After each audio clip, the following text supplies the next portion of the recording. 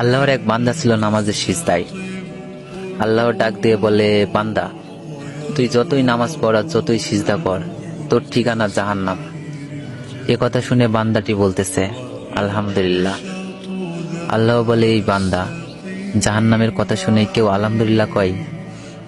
বান্দা বলে, আল্লাহ, জাহান্নামের মালিকও তুমি, জান্নাতের মালিকও তুমি। তুমি আল্লাহ যদি খুশি হয়ে আমাকে জাহান্নামও দাও, আমার আপত্তি করার কোনো অধিকার নেই।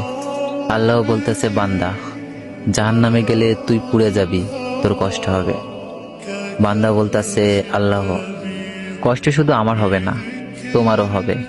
আল্লাহ বলে, বান্দা, তুই পুড়বি জাহান্নামে, আমার কষ্ট কেন হবে? বান্দা বলে, আল্লাহ, মায়ের কোলে সন্তান যদি পানিতে পড়ে যায়, তাহলে দুনিয়ার কোনো মাই যেমন দূরে দাঁড়িয়ে থাকতে পারে না, দৌড়ে গিয়ে